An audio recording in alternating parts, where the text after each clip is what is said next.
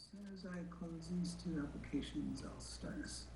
Okay, and I'm sure Commissioner Chafe will be with us shortly. Okay, so it is 6:30. Let's start the City of Emeryville Planning Commission meeting for Thursday, December 9th, 2021. Director Bryant, can you do the roll call for us, please?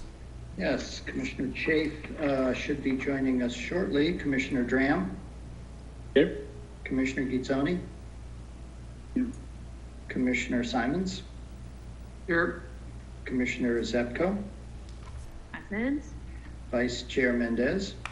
Here. And Chair Keller. Here. We have a quorum of 6 commissioners present. You. And now could you do the resolution declaring the need for the continuation of remote meetings? Yes, thank you. This is the new COVID script. I would like to state for the record that this meeting is being conducted by teleconference pursuant to newly enacted California Assembly Bill 361. The city was previously complying with the Brown Act orders issued by the governor, which were aimed at containing the novel coronavirus and which expired on September 30th. This new bill gives local agencies the authority to continue to host virtual meetings until January 1st, 2024, as long as California is under a governor-declared state of emergency. In order to continue meetings subject to this exemption to the Brown Act, the Planning Commission must make findings by majority vote no later than 30 days after it starts using the exemption and every 30 days thereafter, and will do so at this meeting and until the governor lifts the state of emergency. City Hall is open to the public during regular business hours, 9 a.m. to 5 p.m. Monday through Friday. The planning and building counters have different hours. Please check or make an appointment before visiting. The agenda states that the public may view the meeting that is being live streamed online and on ETV channel 27 and provide comment by submitting an online comment form, which will then be read into the record by staff. The comment form can be accessed by going to our main City of Emeryville Planning Commission webpage and clicking on the link entitled Submit an Online Speaker Card. The public also has the option of participating in tonight's meeting via Zoom and may provide public comment during the meeting using the raise your hand feature visible on your screen, or if you are calling in, press star 9. The Zoom call information was provided on the posted agenda as well as via e-notification and on social media. I would like to note that Commissioner Chafe has joined us at 6:32, so all 7 commissioners are now present. And at this time, I would like to go to agenda item 3, which is a resolution declaring the need for the Planning Commission to continue to meet remotely in order to ensure the health and safety of the public. The required findings are contained in this resolution. And with your permission, Chair Keller, I would now like to ask for a motion and a second on this resolution. I would make the first motion for the resolution. Can I have a second, please? I can second. Thank you. That was Commissioner Zepko. All right, Chair Keller, moved by Chair Keller and seconded by Commissioner Zepko. On the motion, Commissioner Chafe. Aye. Commissioner Dram. Aye. Commissioner Gitzoni. Aye. Commissioner Simons. Aye. Commissioner Zepko. Aye. Vice Chair Mendez. Aye. And Chair Keller. Aye. 7 ayes. It's unanimous. We can continue to meet remotely for another meeting. Thank you. Okay, thank you very much. And now is the time for public comment. This is the time for public to address the commission on items that are not appearing on tonight's agenda. If you'd like to address the commission, you will be allowed 3 minutes. And Charlie, are there any speaker cards or anyone in the room with a raised hand? I have not received any online speaker cards for general comments. Actually, I've not received any online speaker cards for tonight's meeting at all. I do not see any raised hands among the attendees. Okay, great. We will move on to item 5, which is the approval of the action minutes from our last meeting of October 28th, 2020. Are there any corrections or adjustments, or can I have a motion to approve?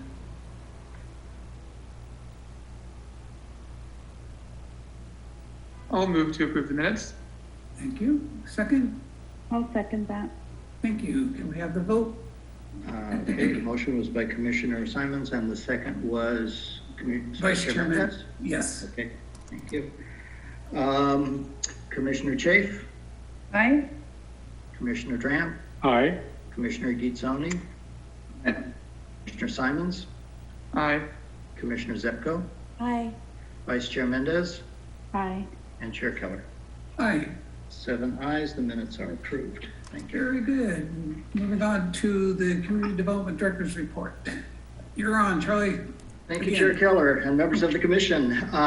First, with regard to recent city council actions, the council has met 3 times since your last meeting in October. Those council meetings were on November 2nd, November 16th, and just this past Tuesday, December 7th. On November 2nd, the council held a study session on the Marketplace redevelopment project, parcels A, B, and F, and was generally supportive of the project, although like the commission, they expressed concern about the loss of housing. They directed staff to work with the applicant on a monetary contribution to the city's affordable housing fund in lieu of providing any affordable units in the project. Staff will be negotiating the terms of such a contribution with the applicant. The council also granted a noise waiver to Matrix HG Incorporated for a crane lift to replace boilers on the roof of the Marketplace office tower at 6001 Shelmont Street on Saturday, November 20th from 8 to 5 p.m. On November 16th, the council held a 2-part study session on the Emery Station Overland Research and Development Project at the corner of 62nd Street and Overland Avenue. The first part of the study session was a continuation of their previous discussion from the July 20th meeting concerning the applicant's proposal to earn development bonus points via the flexible community benefit by converting live-work units in the adjacent Hollis Street building to below market rate affordable units. At the council's direction in July, staff had negotiated the terms of such a conversion with the applicant, and the council expressed general support for this with some additional terms to which the applicant was amenable. And because the council has now agreed to incorporate flexible community benefit into the project, this means that the entire project will now require city council approval. Therefore, the council went on to hold part 2 of the study session, which was on the overall project. The council was supportive of the project, but they expressed a desire to revisit the way that the applicant would earn the 20 additional development bonus points that are needed. And they indicated that in order to make the findings required for parking over the maximum, the applicant would need to incorporate enhancements to pedestrian and bicycle circulation into the project. Staff is discussing these issues with the applicant, and we expect to bring the project back to the commission for a second study session in the future before you are asked to make a recommendation to the council on approval of the project. And also on November 16th, the council heard a presentation on the 2023 to 2031 housing element from our consultant, PlaceWorks. This was the same presentation that the commission received at your October meeting. They held a discussion about the housing element, and the council members expressed support for increasing residential density throughout the city if necessary to meet our regional housing needs allocation. On December 7th, last Tuesday, that meeting was mostly ceremonial. There were no planning related items on the agenda. It was mostly focused on the council reorganization. Newly elected council member Courtney Welch was sworn in by the city clerk. The council then elected their mayor and vice mayor for the coming year. The mayor will be John Bowders and the vice mayor will be Ali Medina. They also appointed themselves to various boards and committees. Excuse me. So in other news, I just want to highlight 3 recent events that I previously emailed you about that celebrated Emeryville's 125th anniversary. The first was last Thursday, December 2nd, which was Emeryville's actual 125th anniversary. This was a ceremony about the purchase award, annual purchase award at City Hall. That featured an autocast recordings of each artist. Of course, it also featured talk by the artist of the purchase award. Autocast is a pretty cool app that you can download onto your phone. And then when you go into City Hall, it will detect where you are and it will provide you with recordings of the artists of each artwork. So you press on the button for the particular artwork and then you'll hear a brief talk by the artist who did the artwork. It's kind of like if you go to a museum and you get the little box with the headphones and you walk around and you hear a recording that tells you what you're seeing and throughout the museum. It's sort of like that. So it's pretty cool. And that is available, I mean, all the time, not just at this event. On last Friday, the 3rd, was the tree lighting ceremony and parade and the bridge opening of the long-awaited South Bayfront pedestrian bicycle bridge. So that is open now. Encourage you to use it if you haven't already. And then on Sunday, the 5th, there was the unveiling of the new mural at Sherwin Avenue and Horton Street. So these were all pretty exciting events, and kudos to all the staff and the community who made this all happen. Now, I want to take this opportunity to introduce our newest staff member. She's in the middle of my screen. I don't know where she is on your screen. Annalisa Garcia, Assistant Planner. As you may know, we've had a little bit of a reorganization in the planning division. Last year, at the end of the year, Associate Planner Diana Kina, longtime Associate Planner and long-range planner, retired. And then after that, Navarre Oaks was promoted from Assistant Planner to Associate Planner, taking over Diana's long-range planning projects, as well as still handling some of their own current planning projects, which you will hear more about one of tonight. That left an opening for an assistant planner, so we did a recruitment and we hired Annalisa. She's been with us since this past May. She was previously a planning technician with the City of Berkeley. Annalisa covers the front counter for the planning division, and she handles all of the so-called minor cases, some of which aren't so minor, which are the ones that the commission never sees. These are reported every month in our progress report, so if you want to get a sense of what they all are, you can look at the report. And she also handles some commission cases, as you will see later tonight. She has 2 items on tonight's agenda. So please make Annalisa welcome. And Annalisa, would you like to say a few words? You did a great job of covering mostly everything, Charlie, but thank you. Excited to be here and nice to meet you all for the first time. Great, thank you. Finally, I just want to remind you that your next meeting will be back to the normal schedule of the 4th Thursday of each month. So it will be 7 weeks from tonight on Thursday, January 27th, 2022. And I want to take this opportunity to wish all of you a very happy holiday season and a happy new year. And that concludes my report. I'd be happy to respond to any questions. Great, Charlie, thank you very much. So before we get on the questions, I just want to welcome Annalise. And I know everyone, I ran into Zoe a couple times on the bridge. I'm really happy that that is now in operation. So those are all very good news. And then also, Charlie, on the Overland project, when that comes back to us in the staff report, will you guys spell out what the city council is looking for and the recommendations staff is making, so that when we review the project, we will know what council was directed, or what you were directed by council to do? Are you speaking of in terms of the bicycle and pedestrian improvements? Just everything, that they're the extra bonus points for the affordable housing. Oh, sure. The added needed, yeah, because I just want to make sure that we understand when we look at it, what has been asked of the developer by council, because that kind of gives us a direction on what they're expecting to see and what they want to see in the plan that we've reviewed. So I just want to make sure that we get all that information in the staff report. Absolutely. Okay, very good. Definitely include all that. Okay, and then are there any questions for Charlie on this staff report?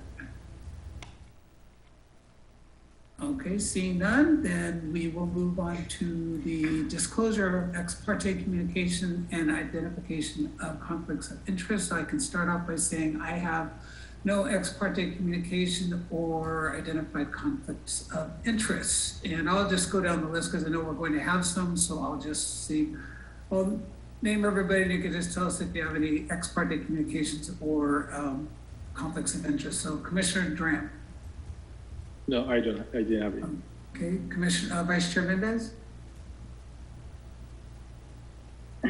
No, I don't. Sorry, I couldn't find the mute button. No, it's hard sometimes, huh?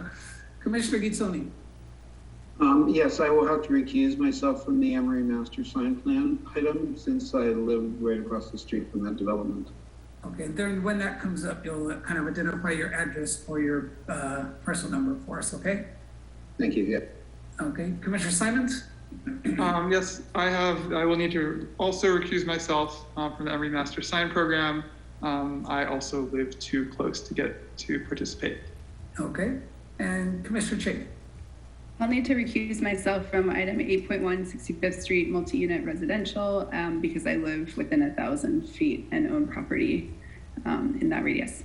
Okay, since you're still unmuted and you're the last person, we can move on to the public hearings, item 8.1. And if Thank you want you. to... Excuse me, Chair Kelly. Sure, go ahead. Is Commissioner Zepko? I did. I'm sorry. It's okay. Nothing? Okay. Okay, so back to item 8.1. And let me just note that for Commissioners Chafe, Gitzoni, and Simons, all of their conflicts are because of the proximity of their residence, which allows them to continue to participate as a member of the public. So when those items are called, I will move them from the panelists to the attendees, and they will then be able to comment if they wish to as an attendee. Very good, thank you. Okay, so Commissioner Chafe, do you want to do your recusal and then we'll move on? Sure, thank you, Chair Keller. For 8.1, I need to recuse myself from this agenda item, 65th Street multi-unit residential UPDR 15-001. I own real property located at APN 49-1471-26, which is within 1,000 feet of the project site. The property is my primary residence. I'm conservatively recusing myself given the potential for the project to impact the market value or character of my property. Nicely done. That was very thorough, thank you. And at this point, I will move Commissioner Chafe to the attendees and move her back when this item is done. Okay, very good. So we want to start with the staff report. Then that would be Navarre Oaks. Oh, I need to, is Navarre here? She's here. She's on, she's ready to go. There they are. Okay. Thank you. All right, good evening, Chair. Good evening, Commissioners. I will begin to share my screen. Maybe. Oh, maybe we don't. There we go. Well, we'll see, actually. All right, so now I'll be presenting, as you said, on item 1225 65th Street, the 65th Street multi-unit residential project. And the applicant also has a presentation tonight that they are ready to give after I'm done. And both myself and the applicant are available for any questions you may have this evening. So here is the project site. It's on the south side of 65th Street, just to the east of the Greenway, and with Peabody Lane on the back side of it. Here's an existing shot of the property, and here's the proposed use. So the project overview is that this is a 24-unit residential project. It has ground floor parking and 15 two-bedroom units and 9 three-bedroom units. So there have been 3 study sessions at the Planning Commission on this project since 2015. The most recent one was in April of this year, at which point the Planning Commission was generally supportive of the project, particularly the 2 and 3 bedroom units, and in favor of the proposed setback variance on the west side of the property. You all provided feedback on the bike parking and design of the project, and also requested that some of the renderings be revised for the project. I know there's a lot of writing on this page, but we're going to go through pictures as well. So since you've last seen this project, it now complies with the FAR maximum. Previously it was just over, now it complies.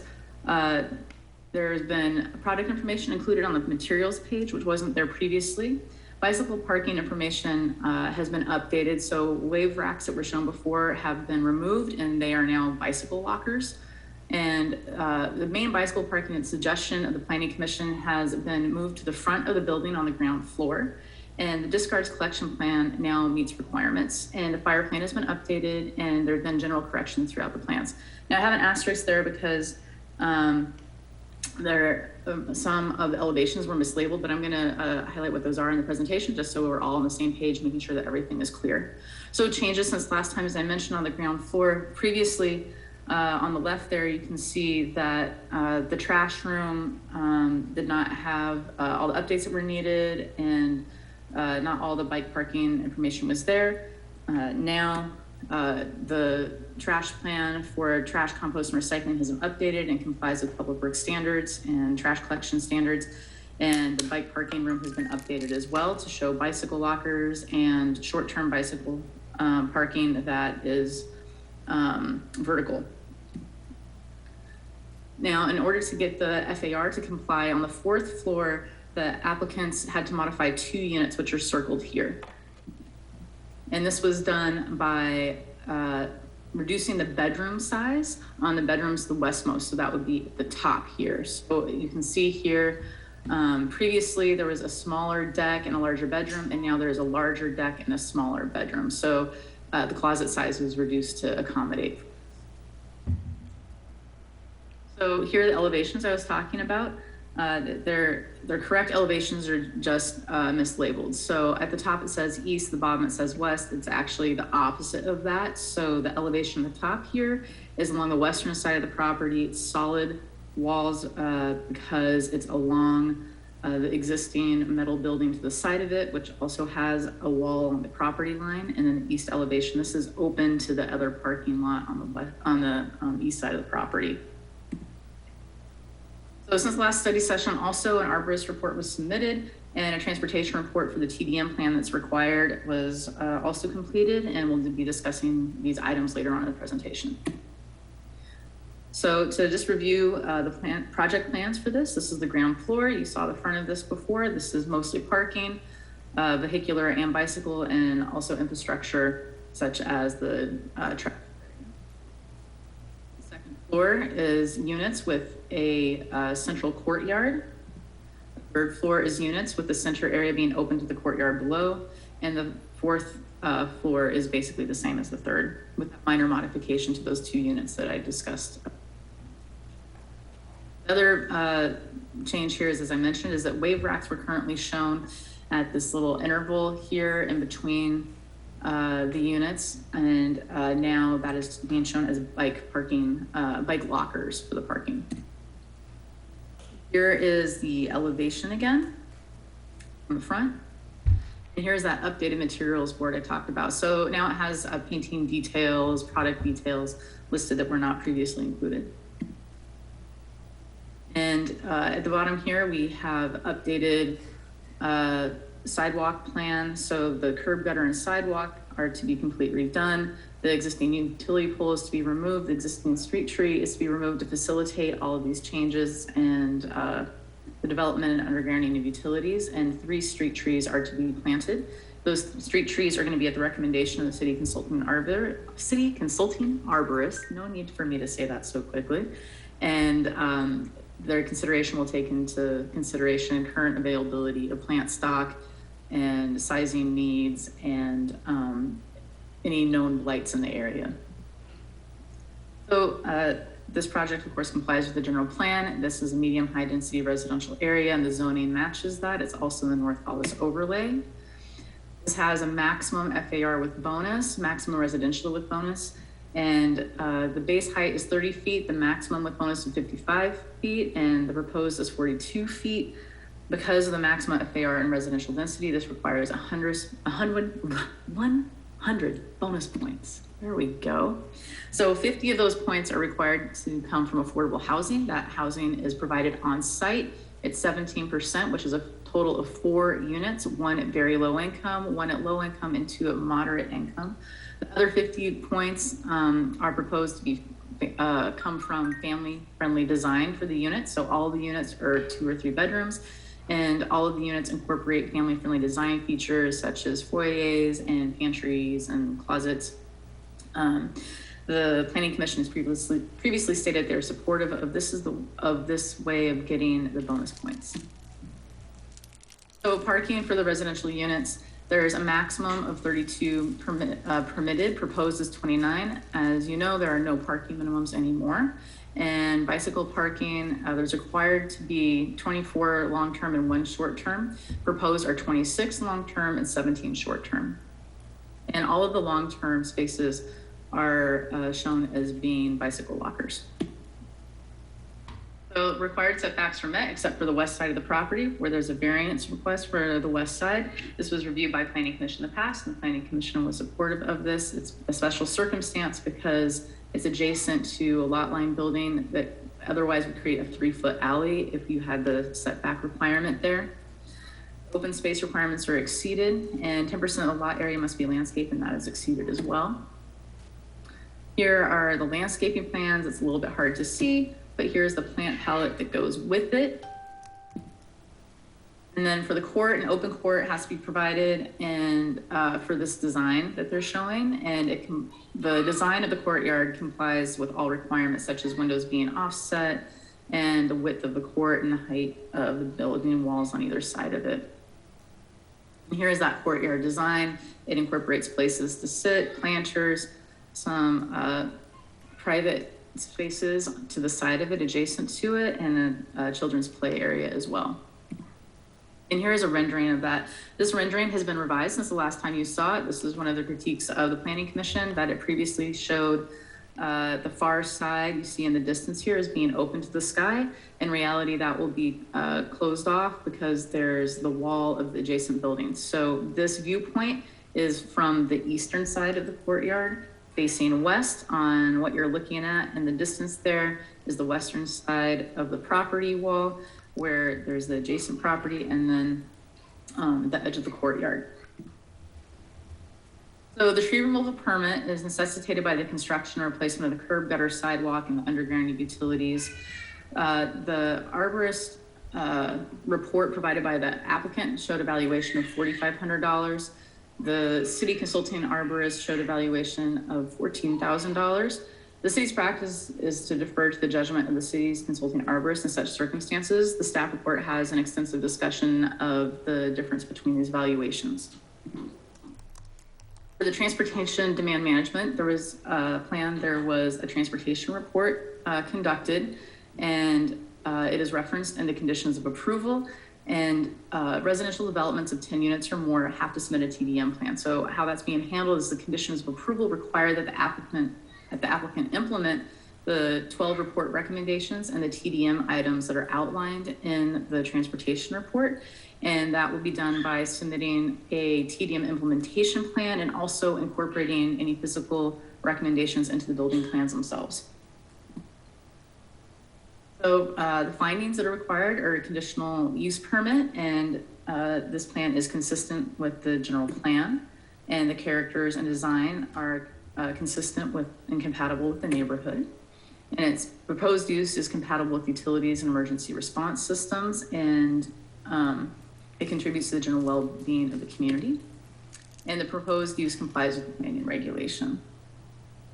There are required findings for development bonuses, and so the findings for that at the proposed project will provide community benefits sufficient to earn the number of points. As I outlined, there's 100 points required, 50 of which will come from family-friendly units, and 50%, 50 points from providing on-site affordable units. It's clear that these community benefits are beyond what would otherwise be required of the project, and the proposed community benefits for the project are acceptable and appropriate in this case. For design review, the design of the project is consistent with the general plan and urban design goals, and the design of the project conforms also to the Emeryville design guidelines. It is also a project with design quality that is compatible with and will not adversely affect the surrounding area. So as I mentioned, this project requires a variance for the west side to not have a 3-foot setback because of the existing 30-foot wall. The findings for that, the variance is sought, is consistent with the general plan, which it is. And because of the special circumstance applicable to the property, that the planning regulations would deprive the property owner of privileges enjoyed by owners of other property owners in the vicinity and same zoning district. The property is in a unique circumstance, and the variance is necessary for the preservation and enjoyment of substantial property. And the granting of the variance would not be materially detrimental to the public health. And the conditions of the requested variance would not be applicable generally to other property in the same zoning district. So this is a unique circumstance. Not all properties have a 30-foot tall wall right on the property line. For CEQA, this project is exempt from the California Environmental Quality Act. And staff has worked with planning and building and fire and public works to ensure that all the project aspects are compliant with applicable codes. So recommendation tonight is to approve this project. And as I mentioned, I'm available for any questions, as is the applicant, and the applicant also has their own presentation. Thank you. Thank you very much, Navarre. Appreciate your presentation. At this time, do any of the commissioners have any questions for staff regarding the project? Give everyone else a little bit more time. We need Henry to come back and Erica, Zepko. Chair Keller, if I Yeah. may, I just want to tag on to Navarre's presentation Okay. and note that I sent you all an email, which you might not have seen because I just sent it a few minutes before the meeting started. And it had as an attachment the fee chart for this project, which was missing from the conditions of approval. There is a placeholder page in the conditions that you'll note that says the fee chart goes here. Well, the fee chart that I emailed you before the meeting is what goes in that spot. So, and that needs to be incorporated into the conditions of approval. So if you make a motion tonight to approve the project, I would request that whoever makes the motion incorporate that fee chart into their motion. Okay, good heads up. Go ahead, Navarre. And also, I should mention that you should have received several correspondences. I believe there are 6 emails from people regarding this project. Yep. So are there any staff questions? So I have one, Charlie, but do you want to make a statement? No, I was just going to promote the applicant to the panel so they can make their presentation. I just want to ask Navarre, I was going to ask you to bring up the plan, but it's probably not necessary because if I recall in the plan, it said something about a loading area in front of the building at curbside.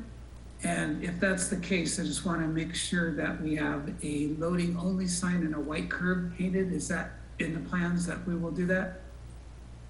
I don't think that's explicitly, I think the white curb is in the plans, a sign is not.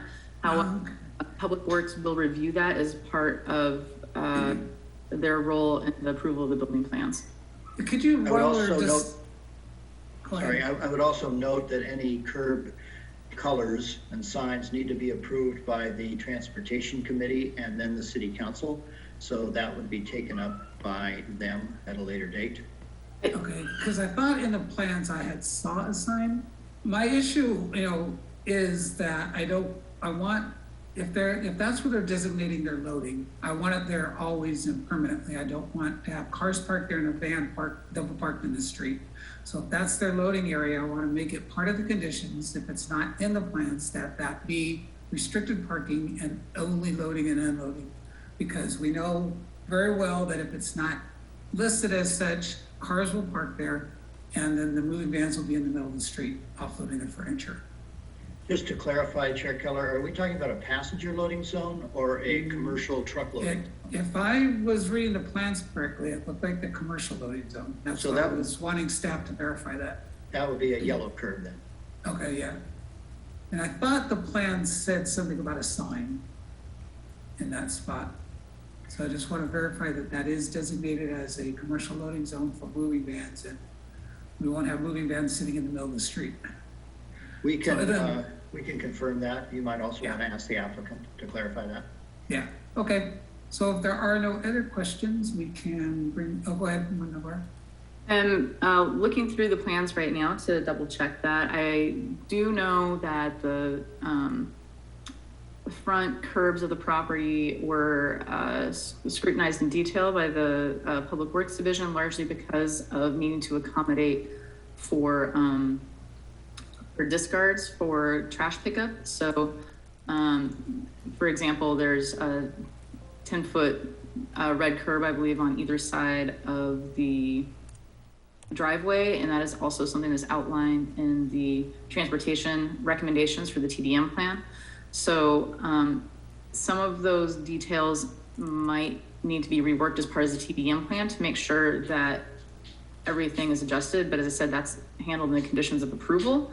And I will check the plans that we have tonight while the applicant is presenting and be able to have a better answer for you at the end of that presentation as well.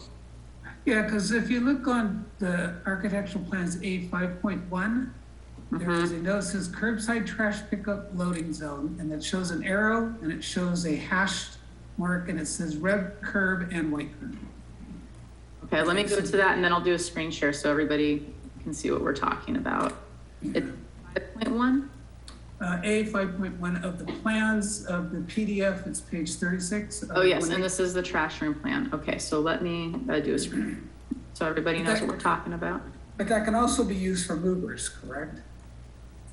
Yes. It's a white curb? Yeah. Yes, yes. Yellow So here we have the driveway. Can you see my cursor moving around? Yep. Yes.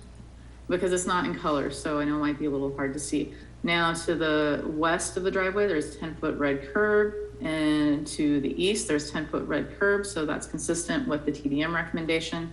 And then it's showing white curb. This is largely, as I said, to facilitate trash pickup, but as you said, will also work for loading as well.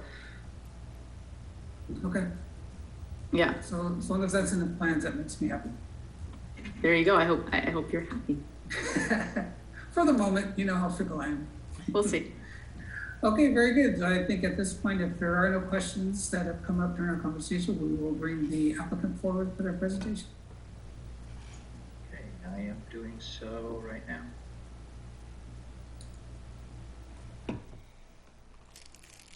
Hi, can you hear me? Yes. We can. Okay, we're just getting the screen share to work. My name is Moshe Dinar. I'm the architect for the project. And before I begin, I want to thank the Planning Commission for having 3 wonderful and very informative study sessions in the past, and also allowing us to come here with a completed design and corrected design to request your final approval. I don't have a whole lot to add because Navarre Oaks did a wonderful job of presenting and extremely detailed and very well. And we also want to thank Navarre for her help throughout the long process that we've had to go through to get to this point. We wanted a building that was what we call tripartite, which is basically has a bottom, a middle, and a top, not just something that is a box that's covered with some sort of a finish. We also had put the bicycle room off the street, so that gives us some glass and some a little bit more of a pedestrian activity. We have a place for public art, and the top floor is set back. It has an accent color, and it has 3 large skylights to kind of illuminate it and create an architectural feature. I think we have reviewed this slide, and I wanted to go back to this because this is the one that we had to revise because we had made a mistake in getting it backwards. The rectangular element in the background is really along the walkway, and it has bicycle storage boxes. And we didn't want those to be that visible, so we have a translucent metal panels, and we're going to paint them in very soft colors so they add and blend in with the work of the project. We also have a number of objects that are kind of artistically laid out in the courtyard that allow us to have a place for kids to play, a place for adults to sit down and have a conversation and maybe do some work. I think the most important thing that we were able to get out of this project is, excuse me, let me just get to the unit plans, is to, we worked very hard with Navarre to make sure that these units are really family friendly. We keep seeing a lot of apartment buildings with tiny, tiny units, and that means that families can't stay in the Bay Area. They have to move out to another location, another city. And this has all the requirements on your list. And by going to 100% family oriented, we were able to get the maximum permitted for this lot, which is 24 units. So it worked for us. The other thing that was important to us was we wanted to make sure that every unit has some open space. So we have pretty generous decks at each unit. And also we have, in the middle of the project, we have a common open space that everybody can benefit. Other than that, I really don't have a lot to say. I'm here to answer questions and hope that you like the project. Thank you very much for your time. Very good. Thank you, Mr. Jenner. Are there any questions from the commission to the architect? Vice Chair Mendez? Yeah, I have one question, kind of trying to, from the comments that we made last meeting. I think one of the comments that we made was to incorporate some public art in the design of the building. I just wanted to know, how was this incorporated into the building, or did you think of that? Were there any further developments on public art? No, we have some preliminary concepts. The owner of the property would like to work with an artist by the name of John Tukey. John Tukey is a well-known Bay Area artist. He's fairly, he is from the generation of such artists as Peter Volkas and Harold Paris and Stephen the Stabler and other Bay Area artists that have made considerable contributions. What John Tukey is preparing now is the concept. You can see the beginning of it on this perspective, and these cylinders are made out of cement, and they are painted, and then the painted parts are turned into tile, and it wraps the entire volume. There's 3 of those. We haven't decided how to locate them yet, and we will, of course, go to the planning department and the art commission to get approval for this. But this is still a work in progress as far as the final location of this public art.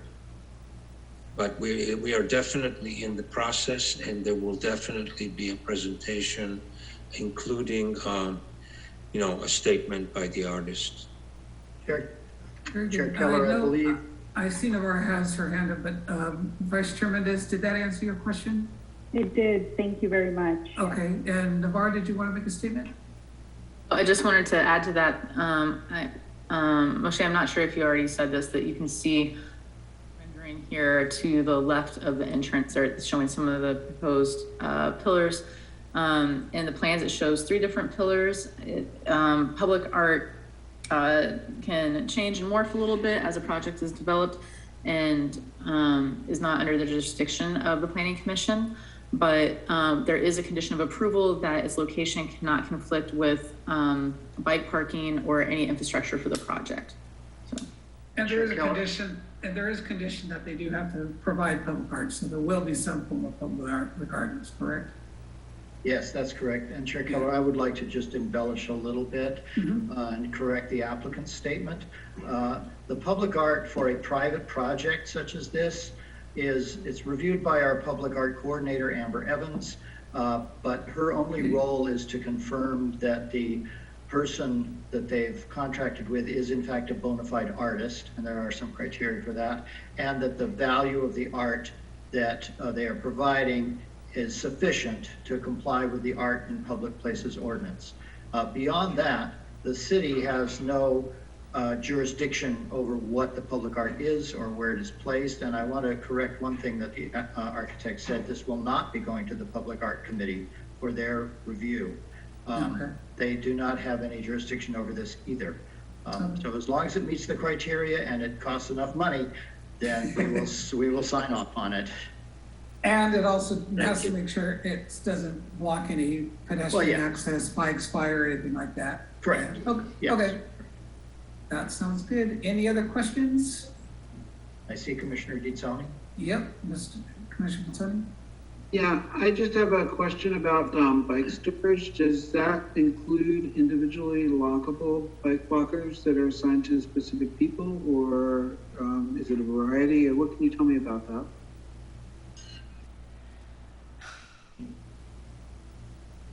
Would you like me to take that one, Moshe? Yeah, I'm not sure. I'm just trying to. I'm trying to find the hand so that you can let me. Yeah, so all of the long-term bicycle parking is proposed to be in bicycle lockers.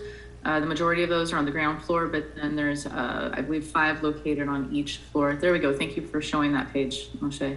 Right. So these lockers are individually securable. It'll be part of the TDM plan, how the lockers will function and how they will be managed. So that will be part of that that's required under the conditions of approval for the implementation plan.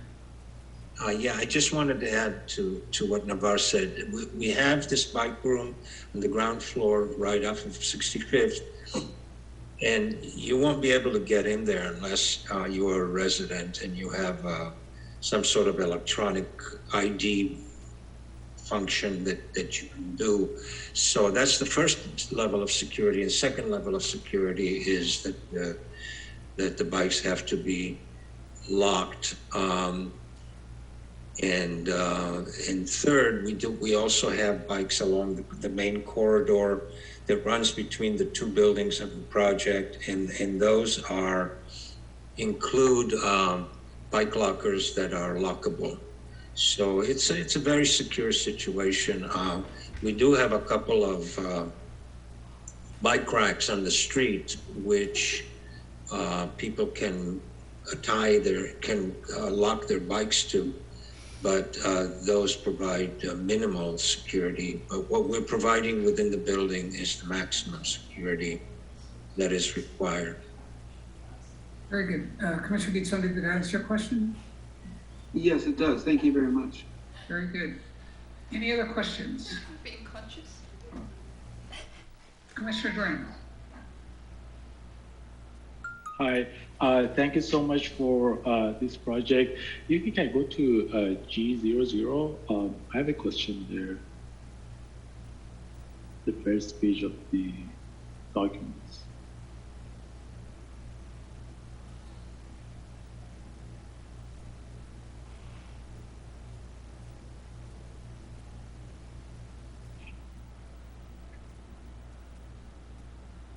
Yes, so I believe this is the north side of the building, correct?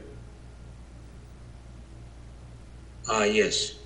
So I think we when we have a north side, we don't have any sunlight on that side, and when you're adding some more like shades on the top, makes those rooms upstairs or even downstairs very darker than what it is. I don't know how flexible you are with changing the elevation at this moment, but did you think about this portion of lighting and the light for each bedroom? Yeah, I mean, I think, well, to start with, we have fairly substantial window sizes. We always put those in our buildings because we believe in having a lot of natural light and not using as much artificial light.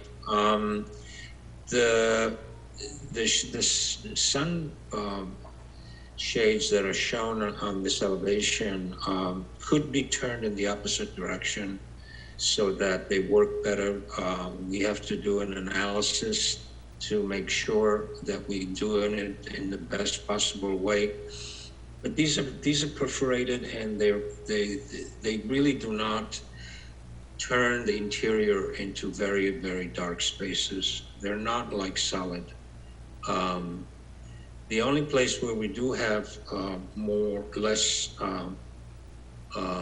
light is in the top floor. However, we feel that by introducing the 3 large skylights up there, that we are creating a very interesting environment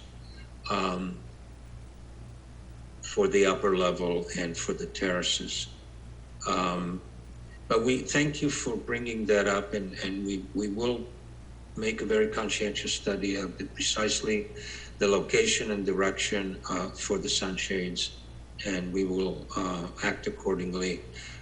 We will notify our planner if there are any changes from what you're currently seeing on the drawing. Perfect, thank you. I think if we can update the renderings next time or future projects, that these like shadows and sun direction is more real than more than rendering, that would be very nice. My second question is, so this is very nice design, but I can put this anywhere, in any country, any city. Was there any reason that you picked this style or not, and what was the reason? Well, I feel like it doesn't say this is an Emeryville project. It can be everywhere. Well, I think, Commissioner, I would like to make the point that of all the cities that are currently building, Emeryville is probably the most creative, not only in terms of public art, but in terms of architecture. Some of the best architects in the Bay Area have done buildings in Emeryville. Buildings in Emeryville are a little edgy. They have interest. They don't bore you. They ask for you to look carefully and interpret. And we felt that this is the kind of work we like to do. We want it to be more modern, but not do it in a way that creates, as I said at the beginning, a monolithic box covered with some sort of a translucent fabric or material. We wanted it to have, as I said, a bottom, a middle, and a top, and have a place. Each, if you look at it, you know, oh, this is a bedroom, this is a living room, this is an entrance, and so on and so forth. So I do believe in the architecture, and I do believe in the design that we selected. And I would say that, if I may, Commissioner, with all due respect, that I think this building fits in Emeryville very well. Mm-hmm. Thank you so much. Okay, you're welcome. And this is a nice project, and it seems that bricks in Emeryville are very popular, and it's kind of character of the Emeryville. Do you think, is it possible not to make it like very messy or complex? There's any way that we can add that brick walls or brick feature to this building?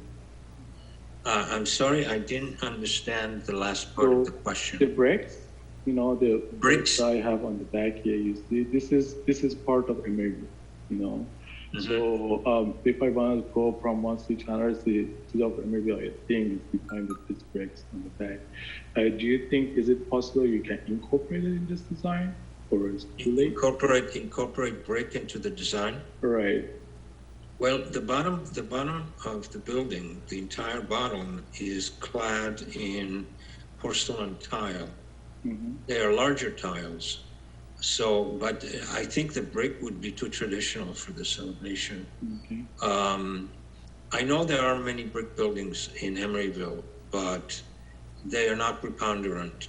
And I think if I were closer to the marketplace, I would probably use more brick. But I think in this location, I believe that this fits quite well. And I don't mean to be contrary, and I apologize if you... No, it's fine. I'm just asking. The last question, for sustainability, did you have any feature for make the building more sustainable, or there's nothing about it? I'm sorry, I don't know why I'm having... The what? Continuity? Sustainability, so making the building more green, more sustainable. This building meets the Greenpoint checklist of the state of California, and the Greenpoint checklist has been added to the set of plans. The Greenpoint checklist, if you analyze it, gives you approximately silver leads. It's the equivalent of silver leads, without having to go through a long 2-year process of applying to Washington, D.C. to have them approve it.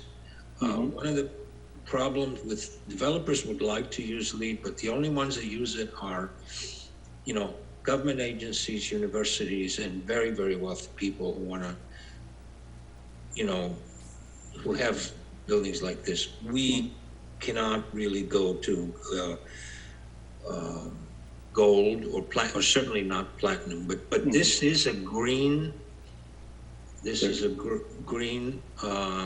Excuse me. This is a silver category green building according to the checklist that is provided, and this building meets a lot of requirements. It's very close to public transportation. San Pablo Avenue is right nearby. There's a lot of bicycle parking. It has many, many things that are very green. Also, everything, just about everything is recycled. Just about everything. Perfect. Thank you so much. You're welcome. Good job. Alrighty, any other questions? Okay, seeing none, since this is a public hearing, I will open the meeting to public comment. If there is anyone of the public who wishes to speak on this item, they should have submitted an online speaker card, or they can raise their hand and the planning director will call on them. And as a gentle reminder, each speaker gets 3 minutes to convey their feelings. So, Mr. Bryant, do we have online speaker cards? We do not have any online speaker cards. I saw a raised hand, but it went away. I did get, no, it's back. Okay, no, it went away again. John Toki, I believe, wishes to speak, so I will ask him. Where is he? Okay. He's showing up on the screen. He just needs to unmute. Yes, please unmute yourself, Mr. Toki. There you are. Mr. Toki, you have 3 minutes. Please give us your thoughts. Hello, can you hear me? Hello, a little bit. You can speak up a little bit for us. Yes, my name is John Toki, and I'm the artist who has been working with Ethan Naganis, developer, on this project. And maybe I can clarify Erica's question.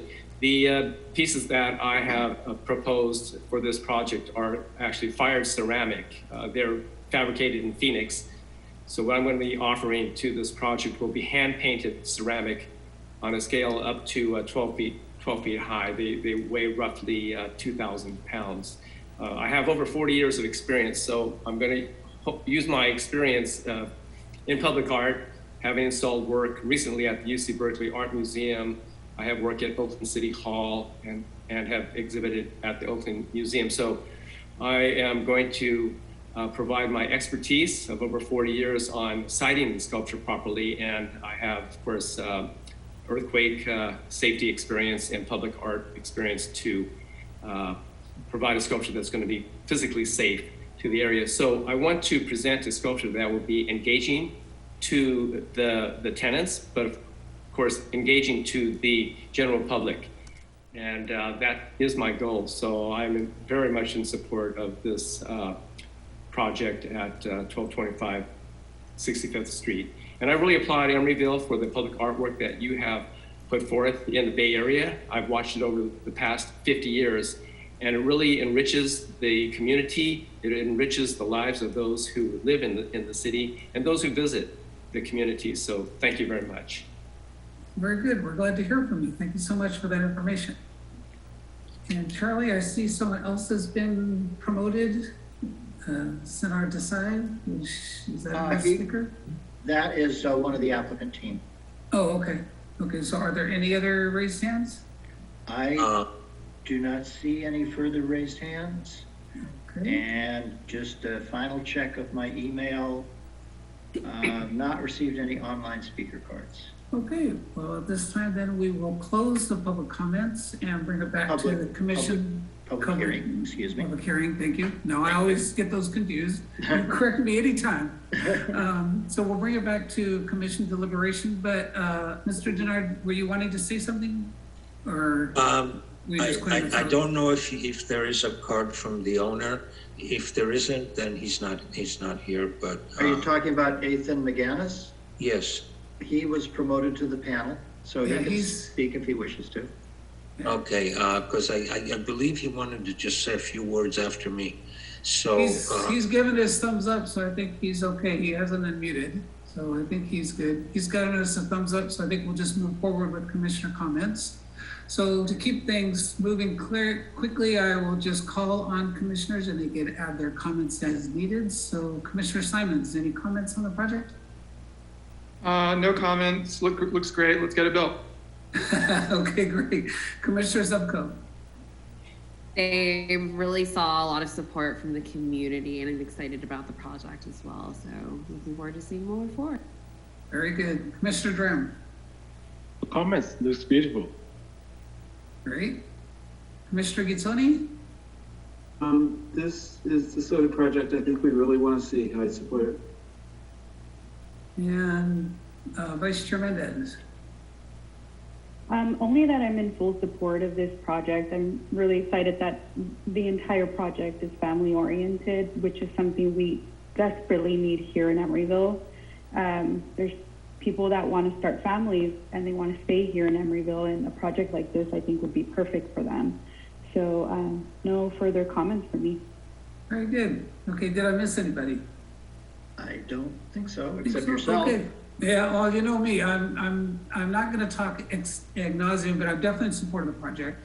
But I just wanted to give maybe the commissioners some background, particularly because we do need to do a variance on this. I'm in support of the variance.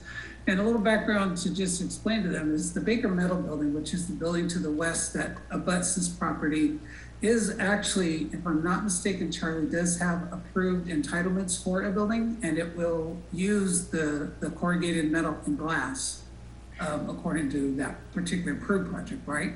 That is correct. And as a matter of fact, the owner of that project has a building permit application in right now to rebuild that wall on that property line, so he can get that done before this project is construction. Very good. So it is going to retain, that building is not going to go away in the future, so it is probably going to be there for the duration. So I think it's very important. And that also goes to, if it goes through as planned, it as well doesn't have any brick in it. And I appreciate Commissioner Dram's wanting to integrate that, but I agree with the architect that brick is not the vernacular of this neighborhood in particular. It wouldn't have looked out of place, they could have used it. But I really think, and because I've lived here for 20 years and I know the city very well, I think the architect has done very well with this in the neighborhood, because I think the upper portion where the round skylights are and the wood ceiling really harkens back to the building on Vallejo Street, which is, I think, the Afrometrics building that Kawamashi designed. It also has a similar look with the wood ceiling, and it has an elliptical skylight. So I think this really speaks to the vernacular of the neighborhood. And I think the screening on the windows is actually appropriate. I think the shadowing on this displays how this building could look on a summer afternoon. I also have a window that faces north, and we do get light in that window during the summertime. So I think this is the position that we would want those shades in, because this building will definitely not get light on the morning, but in the afternoon and the summer, I think light will come more or less as this image shows. So I think they've done a really good job. And just to say, and everything like architecture is very subjective. And we all may have likes and dislikes and things we want. As a planning commission, I've always felt it's my job to make sure that the building meets the criteria, and it's a pretty wide criteria, and we certainly don't want to stifle architects for their creative license.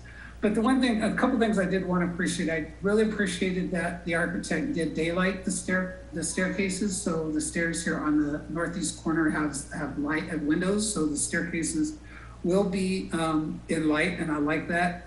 And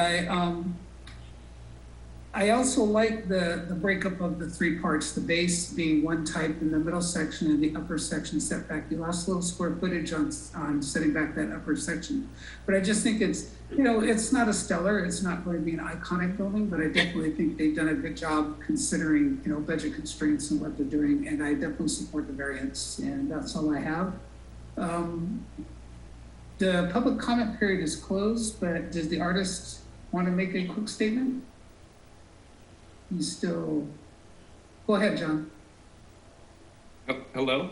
Hello. Oh, yes. Comments about the artwork? No. Your hand was raised, so I didn't know if you had anything to add. Thank you. Okay. Very good. So if we don't have any other comments or questions from the commission, I would entertain a motion on this item. I'll go ahead and take a stab at making the motion. So I make the motion to approve the conditional use permit, the fee chart, design review permit, and variance for the proposed 24-unit residential project at 1225 65th Street, and the requested tree removal permit. Did I get it all, Charlie? I think you did. Very good. I am very Good impressed. job. I would have done that well. Would anyone else like to make a second? I'll make a second. Oh, go ahead. I'll say that was Commissioner Gitzoni. All right. I'll second that. Okay. So shall we have a vote? All right, moved by Vice Chair Mendez and seconded by Commissioner Gitzoni. Commissioner Chafe is recused. Commissioner Dram? Aye. Commissioner Gitzoni? Aye. Commissioner Simons? Aye. Commissioner Zepko? Aye. Vice Chair Mendez? Aye. And Chair Keller? Aye. 6 ayes, the application is approved. Congratulations. This Yay. decision is appealable to the City Council within 15 days. Very good. And Charlie, could you demote John, the artist, I thought, oh, yeah, before we move on to the next item? okay. And Marty. I will send the applicant Applicants. team back to the panel, back to the attendee list. It looks like they, oh, no, wait, there's one more. Oh, nope, they've all gone. Nope, one more. Mr. Denar's still there. Oh, Mr. Denar, oh, yes, okay, sorry. Oh, he left. No, he didn't leave. I'm not, sorry. You got it now. Okay, moving on, we are going into the study sessions, and we will start with 9.1, the duplex conversion. We have a couple of recusals, so if Mr. Gitzoni would like to start. Oh, and let me bring back Commissioner Chafe. Oh, yes, please do. Sorry, before I do, no, oops, wait a minute, where'd she go? You know, somebody else is driving here. I think perhaps city clerk may be. I thought maybe your cat was doing it. Could you see her? Yes. Oh, here we go. Here she is. Wait a minute. Promote panelist. Okay. Zoe should be, there she is. There she is. Okay, so Commissioner Gitzoni. My recusal will be for 9.2, so should I? Oh, I'm sorry. No, we No don't worries. have any, we don't have any recusals. There are no recusals. There's no recusals. My mistake. My mistake. So now we can just move straight ahead into the staff report, and it'll be Annalisa's first time. Okay. Hey. Get my.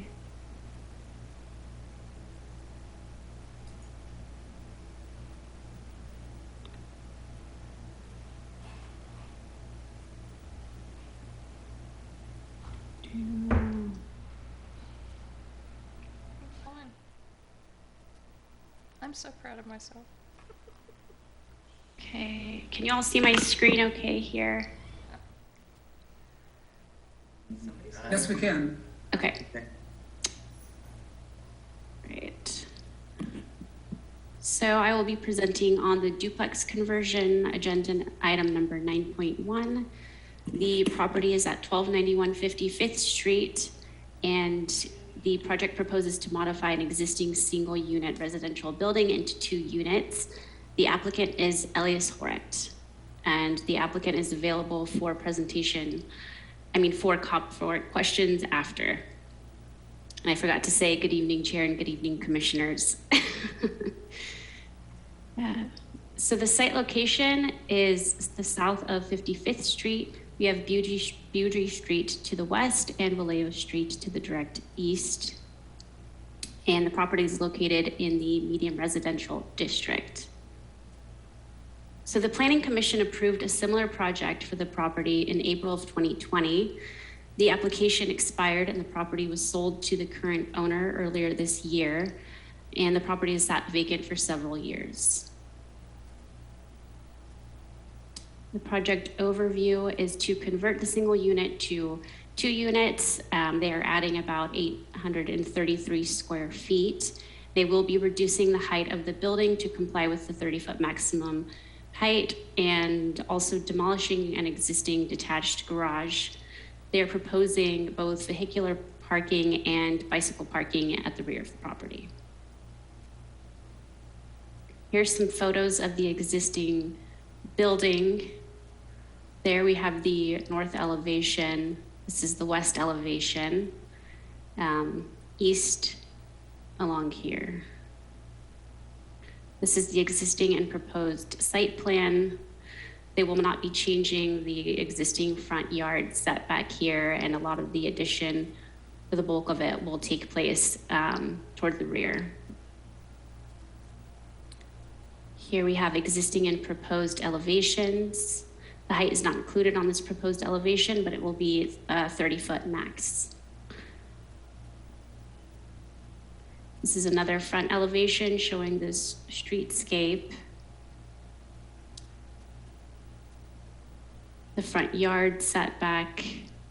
There is a detail here of a trash enclosure, which I will be pointing out soon. And here it is. So they're proposing this trash enclosure within the front yard that requires a conditional use permit. There will be some fencing that will also cover the enclosure a bit here on this side. So the 2 units will be broken down this way. The unit 1 will be accessed from the front entrance on 55th Street, and unit 2 will be accessed from the rear. The floor plans show the layout of the unit 1 and 2 a little better. Here on the main floor, we have the shared common space. This is the entrance to unit 1, and then there will be stairs to the top floor on unit 1. Unit 2 will be accessed from the rear of the property and will have bedrooms at the basement level.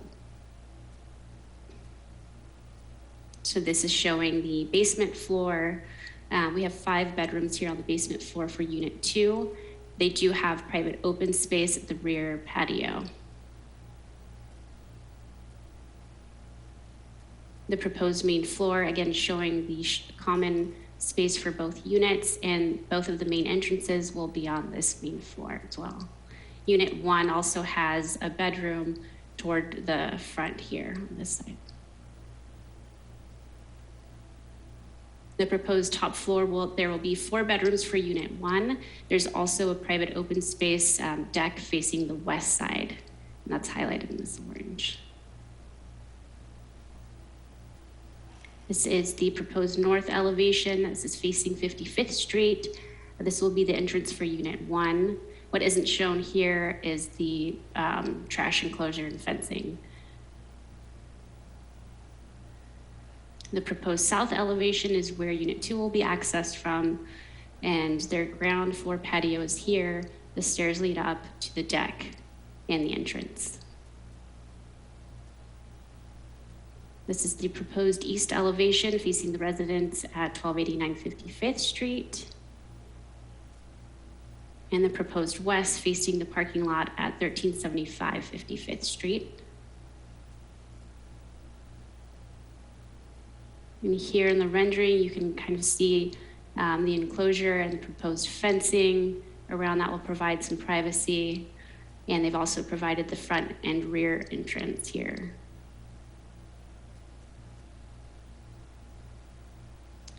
So the project seeks a bonus for the FAR. The base is 0.5. With a bonus, they can get 1. Proposed is 0.98. The density, the base density is 20 per acre, or 2 units, and the proposed is 2 units. Building height is 30 feet, and they're proposing 30 feet. There are no bonus points required for the RM district, but they must meet the findings that for neighborhood compatibility, and that the design minimizes the appearance of driveways and parking spaces, which it does. So there's no minimum off-street parking requirements. The estimated demand is 2 spaces. The maximum parking allowed are 2 spaces, and they propose to provide 2 parking spaces in the back. They do not have bicycle parking requirements for the residential single use or 2-unit use, but they do propose to have 10 bicycle parking spaces in the back as well. They have met all required setbacks, and there are no open space requirements, although they both provide private open space. They meet the landscaping requirements by providing over 400 square feet of landscaping. And so items for the commission to consider are, do you think that all the findings can be made, and do you have any feedback in terms of the project proposal or design?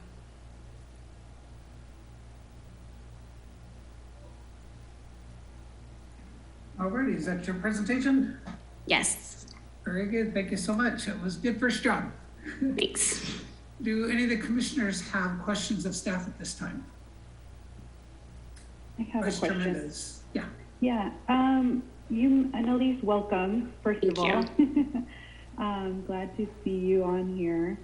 I had a question about the bicycle parking. So they're proposing 10 spaces, but there's only 2 units. Is there a reason why they're proposing 10 spaces? Just curious.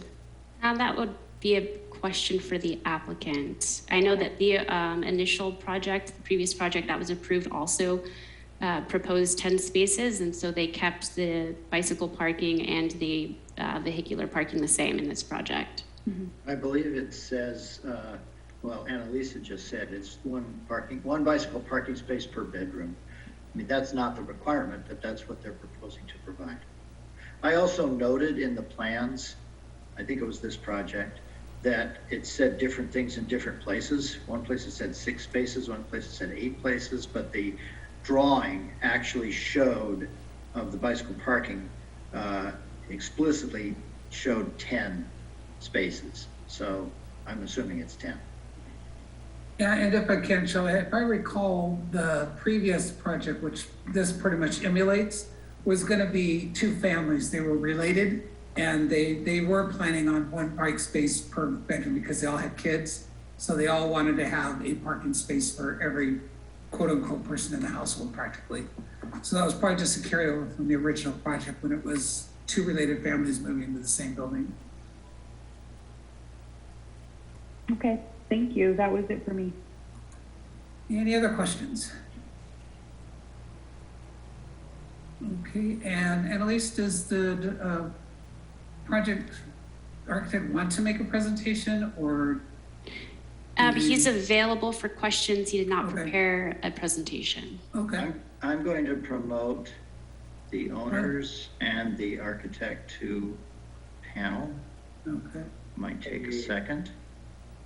I'm the architect. Can you guys hear me? Yep. Cool. Thanks, everyone. Thanks, Annalisa, for giving that presentation. I had no idea you were new because you've been so helpful. So really appreciate that. Yeah, parking spaces are actually kind of up in the air right now, and something we've been talking about internally with my client. And we'd actually like to go on the lesser side, and actually would be really interested to hear all of your kind of opinions on that matter, if it makes more sense to do per bedroom, or if we maybe head towards meeting our minimum requirement there. Well, for the bicycle parking, there is no minimum requirement. So it's really kind of your call. I like the idea of, because if you're gonna have a 5-bedroom house, you're gonna have a lot of kids. Yeah. So, I mean, if you could fit in 10, that would be great. But, whatever you guys see fit as more for your development. Yeah. But more to me is always better in terms of things like that. We'll definitely put in bicycle parking if we see these being family houses, and definitely we'll want them to have that opportunity to have this safe parking for the bikes. Okay, any other questions from anybody, either for staff or the Commissioner Che? Just to follow up on that point, so just to make sure I understand correctly, you were thinking that you might vary the number of bike parking spaces, but did you say something about vehicle parking as well? No, vehicle parking is going to stay at one space for each unit, which is 2 spaces total for the 2 units. Okay, thank you. Okay, very good. Not seeing anyone else with questions. We could go ahead and move on to the public comment period. This is a study session and not a hearing. So we would welcome public comment at this time. Are there any speaker cards or any emails or raised hands, Charlie? I do not have any online speaker cards, and I do not see any raised hands among the attendees.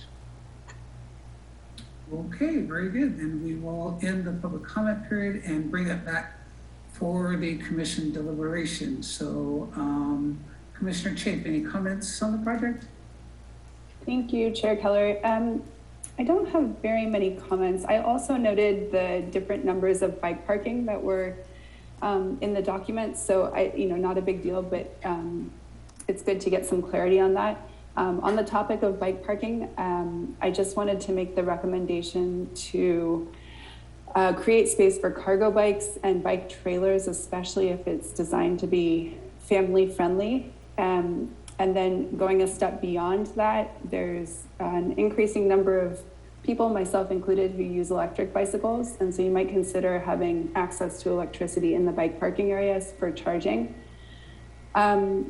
And then other than that, I wanted to actually ask a question about what, I think it's actually been answered now. My question was, what makes this family friendly? So I think what I'm hearing is that it's family friendly because it has a lot of bedrooms per unit, which makes sense to me. But getting also the background that this came from an original project where there was an intention for 2 families who were related to move in together gives me a little bit more clarity on the original design. I'm not sure that there's anything more that needs to be said about that now. I just had some questions about that because there are so many bedrooms. I think that it is family friendly, but it could be used for other purposes as well. Other than that, I don't really have any comments at this point. I'll pass it on back to you, Chair Keller. Thank you very much. Commissioner Dram, any comments? This is a very nice project. The only concern I have is the trash enclosure place. I don't know if that's the best place to put or not. There's no other comments.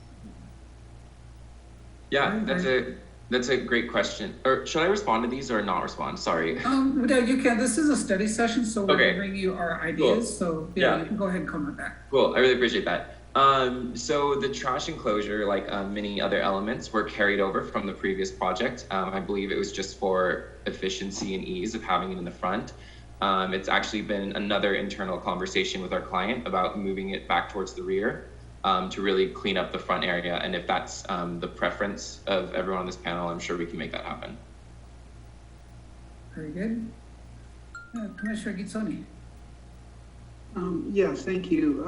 I don't have a lot of comments, but I would like to second what Commissioner Chafe said about, keeping bike spaces and accommodating cargo and electric bikes. I think those are becoming much more common, and this isn't very far from where I see lots of families doing their shopping at Berkeley Bowl with that kind of bike and things like that. Anything you can do to minimize the need for residents to use motorized vehicles, and anything you can do to give kids maximum mobility.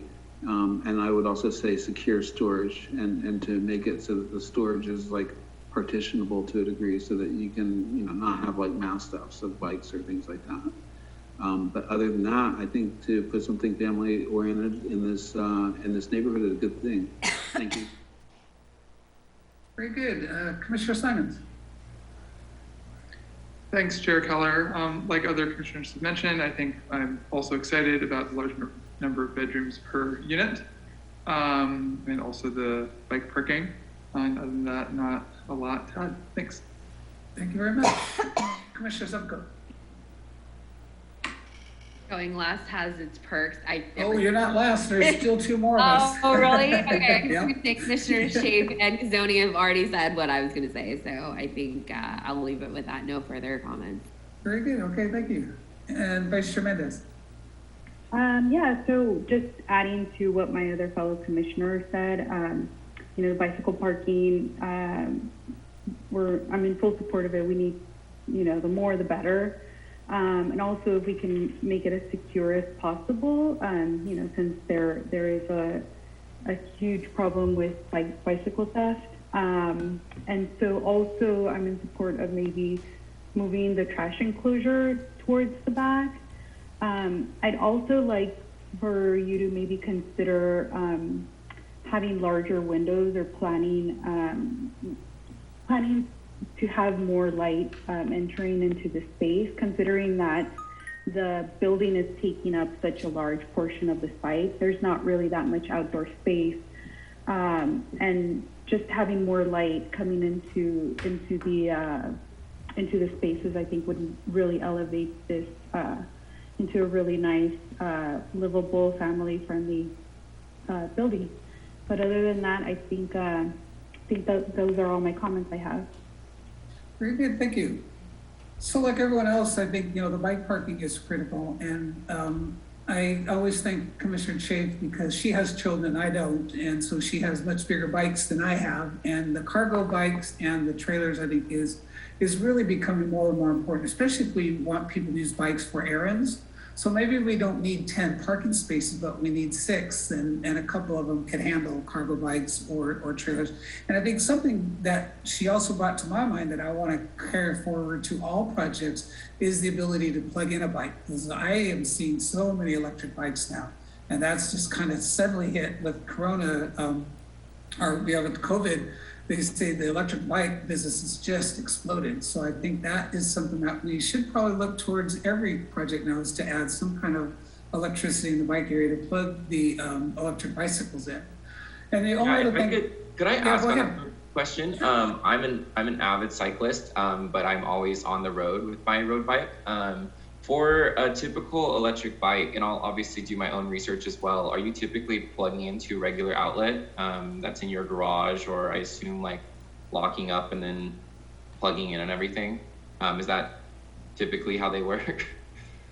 I don't have an electric bike myself, but I think they could be one of two ways. I think the batteries are removable. So I think some people take them into the house, but I think if the bike is in a secure place, and you can plug it in right there, it's going to be far more convenient. And Commissioner Chafe, you could chime in if you'd like. I don't know that much about electric bikes myself. Yeah, no, you're exactly right. That's my experience. There may be other forms of battery charging, you know, facilities, but that's exactly what we do, is either plug in, preferably just where the bike is parked, or you can remove the battery if needed for security. Awesome. So convenience outlets, totally a must out there in that area. Perfect. Yeah, and I think it's standard household. It's not like a car where you need a supercharger or anything. And then I just wanted to talk about the trash enclosure, and we don't have to go back to the picture, but if you look at the photograph of the house, the Pickle Works, which is to the west, has a little shed and a fence right in that same corner. So I personally don't have a problem with the trash enclosure there because I think it's well done and it's concealed. And what I think it avoids is generally people, and I can't speak, you know, myself, I have a chute that the trash goes down, but basically people just leave their trash cans in front of their house because they don't want to drag them back and forth and back and forth. So I think basically this is putting the trash where the service can pick it up without the homeowner having to bring them in and out and in and out and getting tired of that and leave them, because I see them on driveways, I see them on sidewalks. So to me, this is like the most convenient place to where people will keep them enclosed, and we as the public won't have to look at them. Plus, if your driveway is designed or constructed as designed, it's going to be parts of cement and plantings or gravel in between. So dragging the wheeled carts over that kind of driveway is going to be a very unpleasant and noisy experience. So I think all around, I don't have a problem with the trash enclosures there. If you could think of a better place to put them, that's fine. But I think knowing, you know, human habit as it is, people are going to leave them wherever it's convenient. And we have no say once that's done. So that's just my 2 cents on that. But I like the project. Oh, and one other thing, just as a suggestion, the unit in the front has a bedroom and a bathroom in the front of that apartment, right by the front door. What you might consider doing is realigning that bathroom to where the sink is into the little outlet. I would make that bedroom an office, get rid of the closet, create an office there, create the access to the bathroom through that room. And that way you can have a den, a guest room or something, and it kind of makes that bathroom room more private, doesn't open up into the public space, and you can kind of rearrange it so it works a little better. And that way you have like a home office on that floor instead of a bedroom. But that's just a mere suggestion to, to today's standards. People are looking for home offices and they usually convert a bedroom to that. And I think that bedroom looked kind of tiny, but I don't know if the owners are wanting 5 bedrooms or whatnot, but that's just really a suggestion. And that's all I have. So if there are no further comments, I guess we can close this item. Did you have a question, Mr. Che? Yes. Okay. Sorry, I forgot to mention this before. It's actually, it's more of a question than a comment. So if I'm reading the plans correctly, the bottom, the basement goes below ground level. Is that right? Are there any concerns about water intrusion? I mean, up until last week, I feel like it hadn't rained in California, so there weren't. But yeah, of course, that's a very important thing for us to be wary of. So it's all below ground. So of course, it'll be retaining walls and foundation below ground. And then the main area that, like, for me is kind of a concern is that back patio, which you can see the steps going down. And I mean, that's kind of a contractor's nightmare. But we'll do some sort of impervious, either impervious or solid paving there, and then we'll do a drain right next to the door, or away from the door, and then under that will be like infilled with gravel. So you'll have, even if it's a solid surface, there'll basically be points where the water won't be able to come inside. Yeah, I just encourage you to be really conservative in those plans, because I do know a family that lives in a basement apartment in North Oakland that was flooded out during the atmospheric river recently. Their whole place has to be redone. So I think it's just going to be more common to get these big atmospheric river rainstorms going forward because of climate change. So yeah, sounds like you're on it, but that was my only concern. Yeah, that's a really great point. Like the difference in weather in the Bay Area compared to what it used to be. And our site is basically almost all impervious paving. So not only will we have like water puddling around the project, we won't have it coming into our house, and luckily there won't be a lot of stormwater runoff into the city as well. Very good. Alrighty, thank you. So we'll close this item. Look forward to you guys bringing this back as soon as possible. I'm really tired of looking at that building. I want to see something new on that lot. Alrighty, so now we can move on to item 9.2, and I think now I will be correct in saying that we have a couple of recusals, and this time I'll again start with Mr. Gitsoni. Yes, I need to recuse myself because I have real property that is also my primary residence, less than 500 feet from the site under consideration, and the APN for that is 49-1035-50. Very good, thank you. And then we also have Commissioner Simons. Thanks, Chair Keller. I'm just looking for the very helpful email that with the advice from Charlie about how to do this. So let me just scroll for that one side. Sorry. No worries.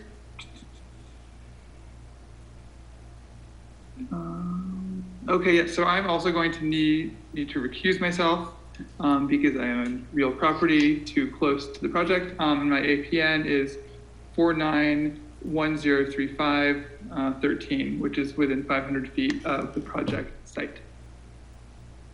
Alrighty, very good. And Charlie, you'll devote them to attendee? I will move both of them to the attendee list right now.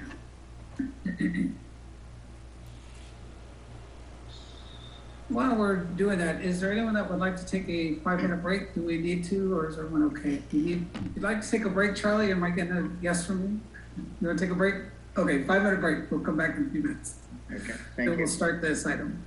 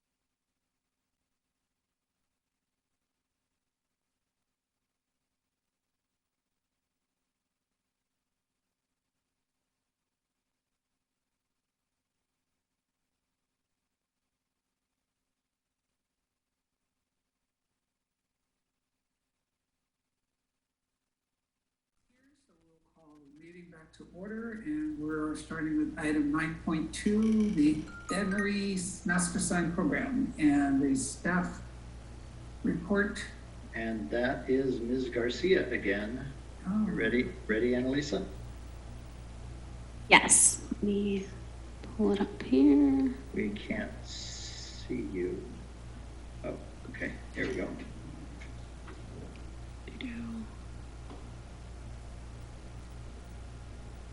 Okay, you can see that fine now? Yes. Okay, so here we have, good evening again. We have agenda number 9.2, the Emory Master Sign Program located in the Sherwin-Williams PUD. The applicant is here for questions after.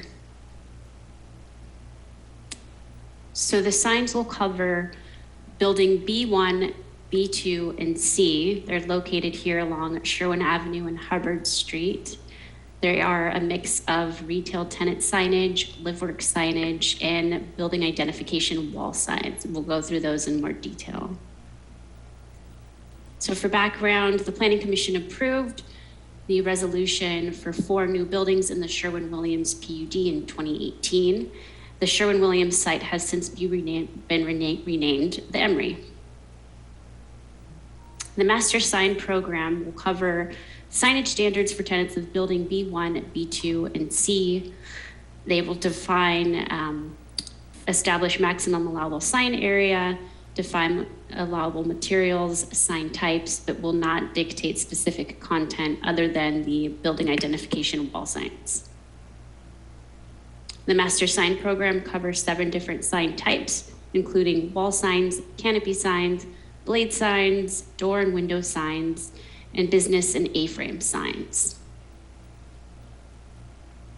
So here we have snippets of building B1, that will be 4310 Hubbard Street, facing Sherwin Avenue and Hubbard Street. Building B2 is 4510 Hubbard Street and faces Horton Street. Building C is 4515 Hubbard Street and faces Hubbard Street and building B2.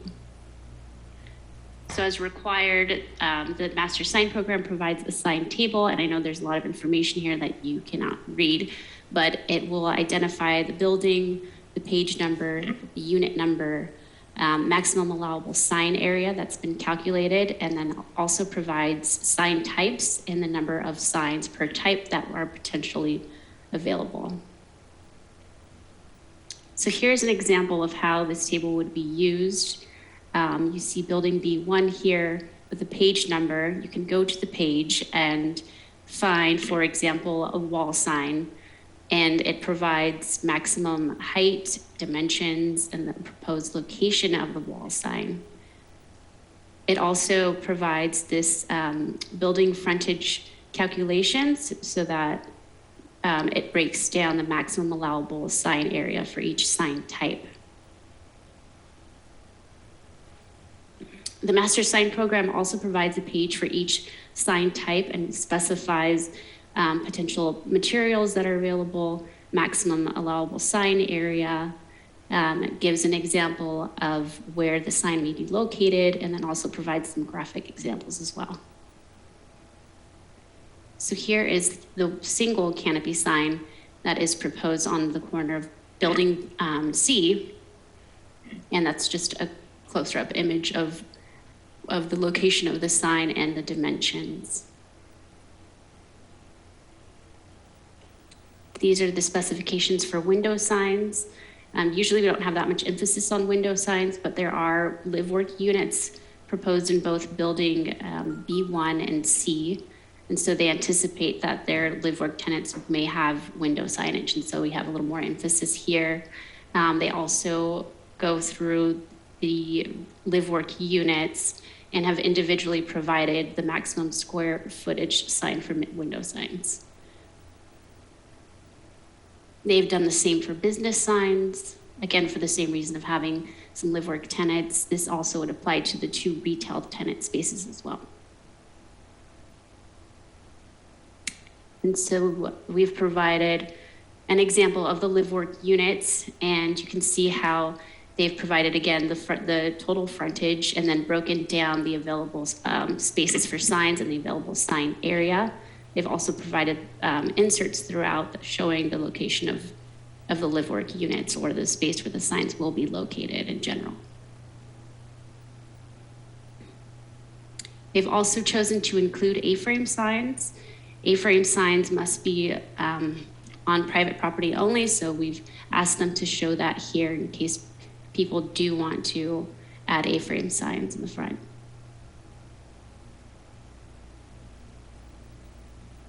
We also have details for wall signs. There would potentially be a couple of wall signs for the retail tenants, and then we also have the larger building identification wall signs. This specifies the type of illumination that may be allowed, along with the maximum sign area as previously provided throughout. So this here would be an example of the retail tenant wall sign. Here we have the Emory wall sign on building B1. It is one of the larger building identification wall signs. As proposed, it is not illuminated, but it is painted on brick. And that here is on the corner of Hubbard and Sherwin Avenue. And that is a rendering we have here. This insert here is showing the vantage point. This is the second building identification wall sign. This is located on building B2. And this sign is proposed to be illuminated, but the faces will not be illuminated. It is an internally halo lit LED.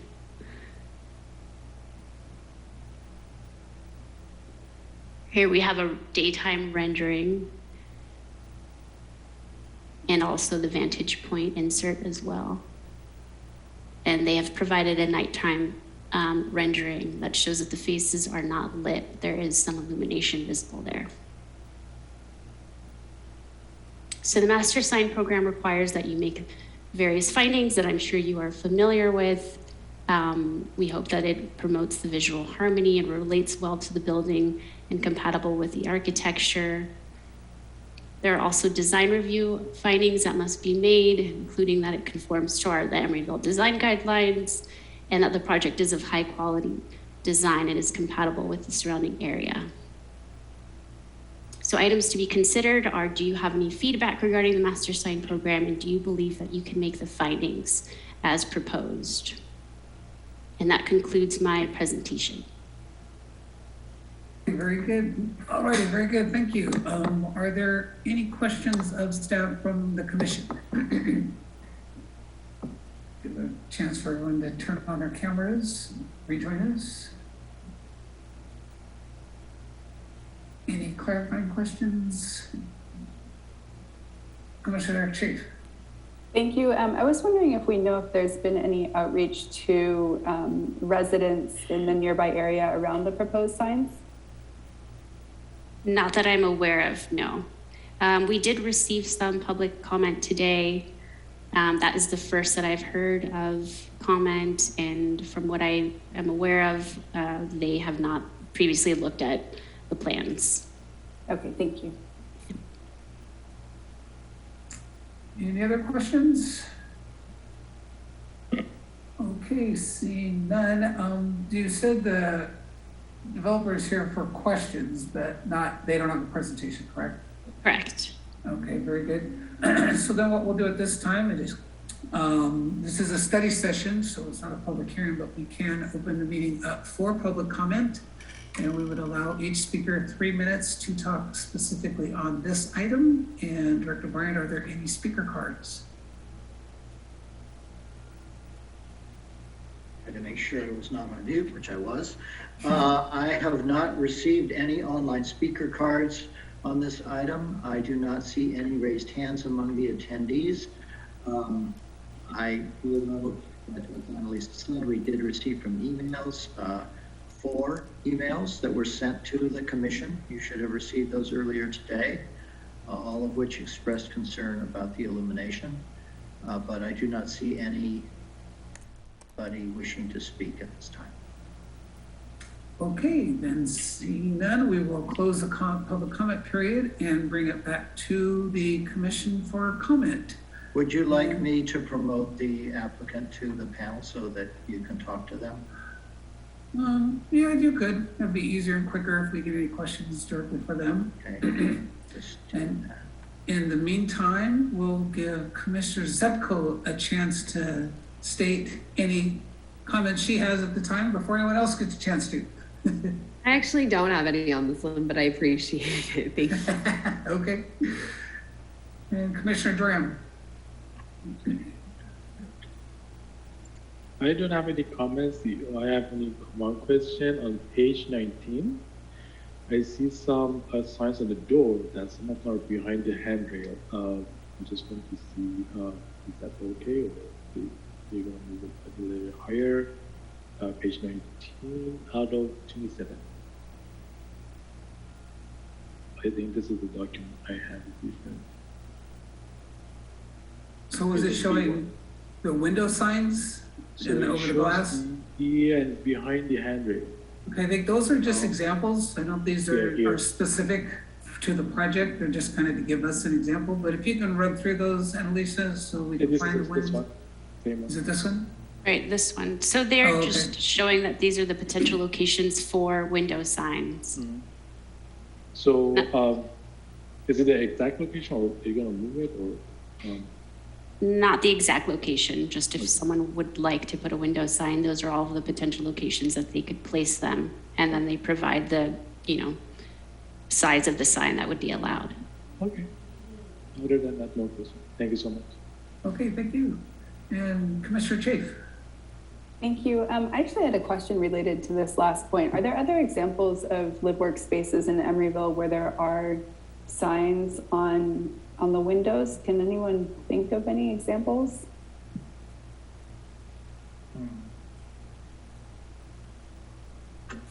The units that I was thinking of first are across the street from Doyle Hollis on 61st Street, I think. And I don't think that there might be like a label on the door or something, but there's not really a lot of signage there. So I was just trying to think if there's precedent for allowing this type of signage. Well, if I may comment. Please. I'm not fully familiar with every live work unit in Emeryville, but I will say that I think typically they don't have a lot of window frontage. There are some that have, as you mentioned, the ones on 61st Street. Some of those I have noticed have signs on their doors, but I don't believe they have windows facing the street, which is why they don't have window signs. Yeah, I'm not familiar with a lot of live work units that have this situation where they have windows facing the street. And unfortunately, a lot of our live works don't have work in them. They're just basically live space. We don't have a lot of businesses, unfortunately, in those spaces. But yeah, I can't think of, I'm thinking there's the cafe on elevation 22, but that's not a live work. I think that's a commercial space right in the corner there. That's empty right now. And yeah, I can't think of a lot that have windows other than like one room perhaps down by a door. Yeah, this is kind of unique, at least from what I could think. Yeah, I guess the motivation for my question is just thinking, will it become sort of overly commercial looking if every unit has a lot of signs in the window? I don't know if that's a concern or not, but that was just, something that popped into mind if it kind of gave a different feel to it than some other live work spaces.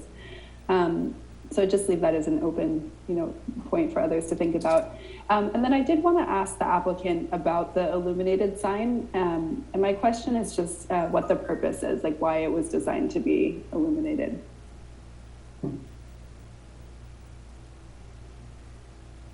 Hi, this is Desiree Morgan. I'm actually from LMC Ownership and wanted to go over the purpose of the illumination. We have one of two kind of entryways into this community. And the purpose is really, getting a little bit of impact here, being able to wayfind for, future residents, but also for guests of our residents. So, this is, we kind of feel like that might be maybe the main entry point there. So just being able to wayfind is really the purpose of it. And You know, we've read a couple of the emails. It sounds like there was 4. We saw 2 of them. And, you know, if you wanted to discuss that, we also have Signcraft on here to come up with some good options, you know, for dimmability of the illumination at night as well. Great, thank you. Okay, did I give everyone a chance? Oh, Vice Chair Mendez. Yeah, thank you. Kind of piggybacking off of Commissioner Chase's question, can you just clarify, there's only one illuminated sign, and that is off of Horton, is that correct?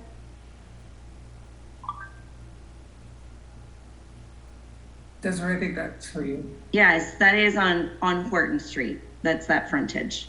Okay, so the other sign that's on cross corner, basically from the 1500 Park Avenue project, that one's not illuminated. It's just signage, right? That's right. The one that's on Sherwin and Hubbard is a painted sign. That's correct. Okay, and there's no illuminated signs on that side of the project at all? I thought I saw a provision that the tenant signage, wall signage could be illuminated. Is that correct, Annalisa? Yes, the retail tenants on that ground floor can potentially have an illuminated wall sign, like this one, for example, which would be on the corner of Sherwin and Hubbard. The one that says company. Yeah. And if the tenant did decide to have an illuminated sign there, would it need to come to the commission for approval, or are there, how would that, I guess, work and move forward? No, the purpose of a master sign program is for the commission to approve all of the criteria for all of these signs at once, and then any sign that is consistent with this program would then be approved at a staff level. Mm-hmm. So if you want to, say, for example, not allow illumination for a particular sign, you need to specify that in the, assuming you approve this master sign program, you need to specify that in your approval. Mm-hmm. Could we specify, maybe, I would suggest allowing for dimmability, for that sign to be dimmable at night? You absolutely could include that. I would also just note that we do have a standard provision. I believe it's baked into the regulations now. And if not, it's usually a standard condition of approval that all illuminated signs must be dimmable, and they shall be dimmed to an appropriate level if the director, that's me, determines them to be too bright. So if I get complaints and I think it's too bright, I can direct that they be dimmed until they're no longer too bright. Okay, great. That's all my questions and comments. All right, very good. Have I got everyone? Okay, so yeah, I think that we do have illuminated signs on the apartments. Park on Powell has an illuminated sign. The Avalon on Showmount Street has an illuminated sign. And I agree with Desiree that, you know, for wayfinding, we forget when we live here that it's easy for us to get around.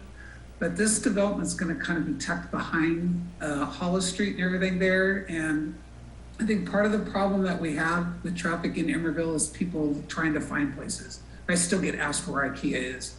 And so I think wayfinding is really important for people to be able to see where they're going and find it. And I think the Emory sign above the gallery building is a more contemporary building. It kind of faces more the commercial area, the biotech area than the neighborhood itself. There are some artists housing down a little to the south, but I don't think that sign as well as being dimmable at night is going to be an issue. I really kind of like it. It kind of goes with the building. It kind of, you know, as everyone who knows me, and I've been on there long enough, I don't have the issue with signs, and most people do. I find that when I go to Portland and I go to the Pearl District, the signs add life to a place. It gives a character. Lighted signs at night kind of give added illumination, which kind of creates ambiance. So I don't have an issue with signs in general. They just need to be controlled. They need to be the appropriate signs. So if we could go back to the building B1 that shows the corner where it says company. So I would just question whether that sign needs to be that big. I think that might be a little bit of overkill for it to be, you know, 14 feet by 3 feet. I mean, 3 feet seems appropriate, but I'd like to do it in scale. But I'd like to see that maybe brought down to 10 feet. And then whatever scale that is, I think that if that were fully illuminated, it could be a little bit much. So I just want to ask the project and the sign company if that's really, really important. For that to be so large, because I think if you made it smaller and still illuminated, it would probably be a little less annoying. This particular facade is going to face the park, so it would be nice if people could see what was over there from the park and etc. That will kind of reflect into the people at 1500 Park if it were too bright. The opposite side that faces Sherwin is going to face the tennis or the badminton courts, or that tilt-up building that we just put the mural on. So that's not going to be right in somebody's house. But again, size-wise and etc., I don't know that it needs to be so big. And I definitely think that if the standard sign guidelines within the city don't say they should be dimmable, we should definitely put it in the conditions that they are dimmable. I think all illuminated signs should be dimmable for that reason. But overall, I think the signs are tasteful. I think it's important if we're going to have someone do a live work, if they're going to have a business in there, people need to be able to find that business. So I think having signs, and I mean, like right now, it's dark before 5 o'clock at night. So if someone can't illuminate their signs, and they're open till 7 at night, people are going to have a hard time finding them. And to me, that makes a live work what a live work. It needs a little bit of a commercial feel to it because it is a mixed use neighborhood. And when we approved this project earlier, I didn't think there was enough mixed use. I didn't think there was enough ground floor active space. So I think by not permitting these signs, you're making what little ground floor active space we have less active. So I think this is a mixed use development. It's a mixed use neighborhood. We need to give it a little bit of a commercial vibe where the commercial aspects are. So I think that it's really important. So I would make those suggestions, and then I would suggest to Lennar and the sign company that they do a reach out and maybe talk to the neighbors. This is a study session. We're not approving anything tonight. So maybe if you meet with the neighbors, kind of, quell some fears, give them some understanding and some background to why, we're doing what we're doing. I think that always pays off in huge dividends to talk to the people directly impacted. But for me, I want to see some commercialization. I want this to be a mixed use neighborhood. I don't want it to be dark and dreary at night. I want it to be active and vibrant. So I fully support signs. I fully support blade signs and sandwich, projecting signs that have some really soft lighting to them. So it kind of just adds to the neighborhood, I think. But do some community outreach and, get a sense of how to be partners with the neighborhood. And that's all I have. And if there are any other comments, we'd be happy to hear them. And how do you guys feel? Do you feel you have a concept of what we're thinking and to move forward? Yes, just I can speak on the dimmable part of the signage. We can definitely have the signage dimmable. And it sounds like Charlie's the director with that. So if there's any type of objection to the amount of illumination, we can always assess that once that comes up. Yeah, that will definitely be, if it's not in our standards already, it will be, I'll make it a condition of the master sign program. But I think it's within our overall city guidelines. So I think we're okay there. I think where the sign is placed, it looks great. It's the only contemporary component of the architecture, and we worked really hard to place that sign and give it a home that is, one, visible for wayfinding purposes, but two, just to also address the building up to Stephen's point, I'm a big advocate. Obviously, I work for an architectural sign company, but I do believe that signage breathes life and character and ambiance into the cities. So we've worked hard to make this sign look tasteful to that point. Very good. So do you feel it's a good idea to meet with the community? Greg? I think so. I think that always speaks volumes. If you can do that, I don't know if it's a win-win situation based off of some of what I've read in the email. But it would be great to at least have a conversation and see if there's anything that we can say in terms of the constructability of this sign and the aspect of it being dimmable. There also is the option of kelvins, the light temperature, and how that, it can be a bright white light at 6,000, or we can do something at 3,000, which is more of an amber light, which is easier to look at, right? So those are also options that can be discussed as well. I think when people think of illuminated signage, they think of really loud, bright white lights, right? Or facelit signage. We've made this a halo sign to backlit against the metal paneling, which is a great way to illuminate an architectural sign. So this to me, this sign is an architectural sign, nothing that would remind me of a hotel or anything commercial, but more of a destination, which is the Emory, this large apartment community. But I really think it speaks volumes in terms of the placement of the sign. It's really sort of looks like it should be there. Yeah, I agree. And it is a halo lit, but I think to your point of the emails, I think if people just feel heard, and even if they don't get quote unquote their way, if they at least understand that you cared enough to listen to them, speaks volumes and will go a mile in making this a much better, more successful project.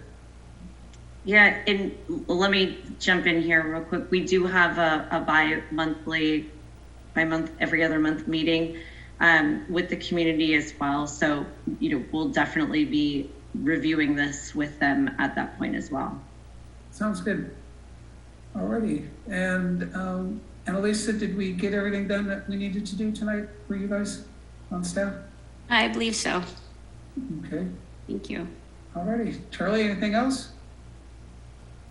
No, nothing for me. Okay, and I believe we can close this item out and move on to commissioner comments. If you will just give me a moment, Chair Keller, I will bring back the two recused commissioners and folks who are the applicants. And thanks to the applicants and Annalisa for their work on this. Thank you.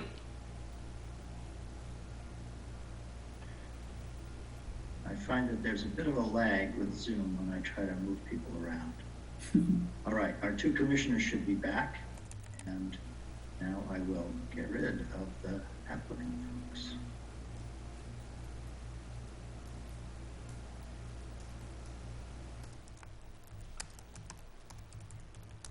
Inadvertently demote any commissioner. Yeah. And is Henry back? Is he with us? I'm here. Yep. Okay. Very good. All right. I think I did it. All righty, looks good. So we're now on item 10, planning commissioner comments. Are there any comments from anyone on the commission on anything in general? Commissioner Chait. Just to follow up on our discussion earlier about electric outlets near bike parking, what would be the way to think about having that be more standard in projects going forward? Is there, is there some sort of process that we should be thinking about? If I may, Chair Keller, I think we should pass that on to Navarre, who is working on the active transportation plan. And I believe that is going to include some updated bicycle parking standards. I also believe that the BPAC has weighed in on that as well. I don't know if they included a recommendation to have outlets near bike parking, but we can certainly recommend that in the updated bicycle parking standards. I think that's a great opportunity with the active transportation plan and the bike ped. If you could forward it to them and ask them to look into it, I think that's a great. I thought we were kind of behind the ball. We'd have to change all kinds of ordinance and stuff, but this is a perfect opportunity. Well, it is an ordinance, but but they're going to change all kinds of things in that. Right. Yeah, right. perfect time. Very good. Thanks, Commissioner Jay. Commissioner Gitzoni? Yes, if we could add the capacity for cargo bikes to that too, I think that would also be a good inclusion. Yeah, and trailers. Yeah. I believe that's already on the table, but I will take note of that as well. Yeah, that'd be great. Yeah, I really like the idea, just thinking more about active transportation and making them more requirements as we used to do for cars. I think is really a great thing. Okay, I have no comments. Does anyone else? Okay, not seeing anything. We could call it then at 8:41. I thank everyone for their work, and we'll see you in 7 weeks. See you in 2020. Thanks, everybody. Happy holidays. Happy holidays. Happy holidays, everyone. Thank you. Bye.